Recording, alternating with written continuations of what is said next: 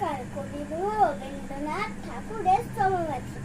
যদি খোকা না হয় আমি হতেন কুকুর ছানা, তবে পাছে তোমার পাতে আমি মুখ দিতে চাই ভাতে। আমি করতে আমার মানা, সত্যি করে বল আমায় করিস নেমা ছল।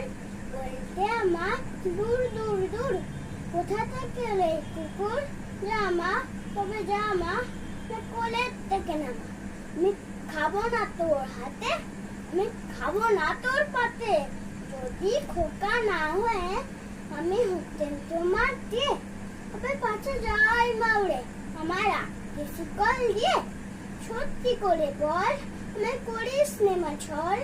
বলতে আমার হতভাগা পাখি, শিকল কেটে দিতে চায় রে ফাঁকি।